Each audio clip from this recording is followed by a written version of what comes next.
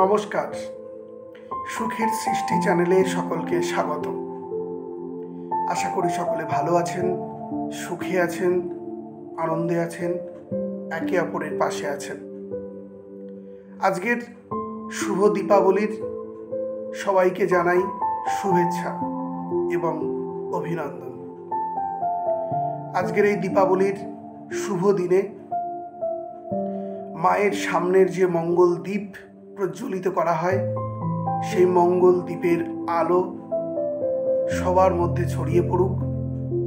মায়ের আশীর্বাদে সবাই জীবনে মঙ্গল বয়ে আনুক, সমস্ত অমঙ্গল বাধা বিপত্তি দূরে সরে যাক এবং সমস্ত জগতের সমস্ত আধার জায়গায় সেই আলো পৌঁছে যাক এবং মানুষ তার নিজের বিচার বুদ্ধিতে নিজেকে সমস্ত কিছু সিদ্ধান্ত নিতে প্রস্তুত হোক, এই কামনাই মায়ের কাছে করি।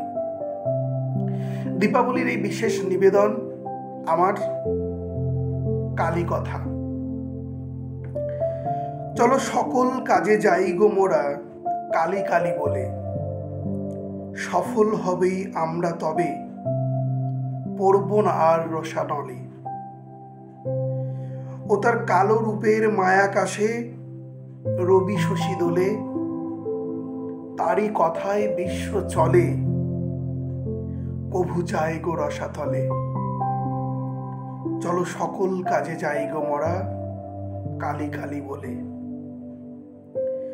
মনের মাঝে কামনার আগুন যখন ধিকি ধিকি জ্বলে, মায়ের নাম কি নেই গো মোরা সকল কিছু ভুলে। তবু মা যে মোদের পাশেই থাকে, দেয় সে কভু ফেলে। চলো সকল কাজে যাই গো মোরা কালী কালী বলে। আজকের দ্বিতীয় নিবেদন মায়ের সঙ্গে মেয়ের মিলন, অর্থাৎ মা এখানে মা শারদা আর মেয়ে হলেন আমাদের সকলের চেনা এবং পরিচিত, যিনি বিদেশে জন্মগ্রহণ করেও অনেক বেশি ভারতীয়, অনেক বেশি আমাদের। তিনি হলেন ভগিনী নিবেদিতা। তো মায়ের সঙ্গে মেয়ের যখন প্রথম মিলন হচ্ছে, দুজনে কেউ কারোর ভাষা বোঝে না। একজন আইরিশ আর একজন ভারতীয় গ্রামের একজন পল্লী, গ্রামের একজন গৃহবধূ। তো এই দুজনের মধ্যে যে কথোপকথন প্রথম সাক্ষাতে, তাই নেই আমার বিশেষ নিবেদন, মায়ের সাথে মেয়ের মিলন। জগৎরূপী মায়ের কাছে আসতে কারুর নেই মানা, মেয়ে এলো মায়ের কাছে ভাষা যে তার নেই জানা।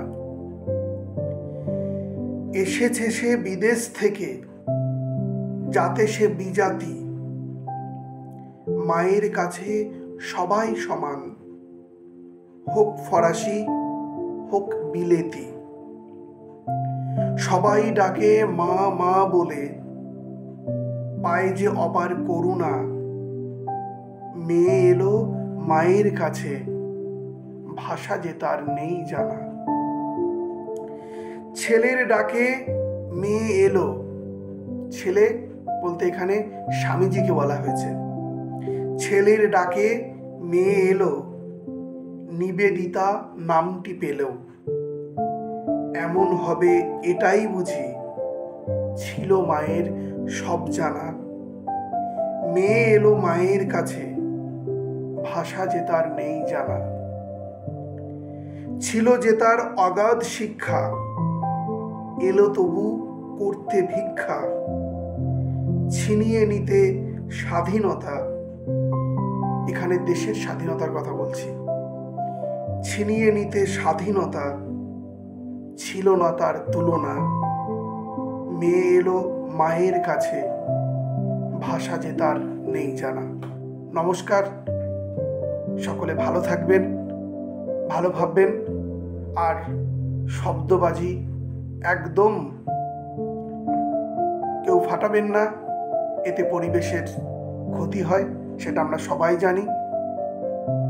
এবং তারপরেও আমরা সেই ভুলগুলো করি। চেষ্টা করবেন এই ভুলগুলো আপনি অবশ্যই করবেন না এবং আপনার আশেপাশে যাতে কেউ না করে, কারণ আপনার আনন্দ যেন অন্যের ক্ষতির কারণ না হয়ে যায়। সকলে সবাই ভালো করে এই দীপাবলি উৎসব পালন করুন। তারপরে ভাতৃদ্বিতীয়া, তারও অগ্রিম শুভেচ্ছা সবাইকে জানালাম।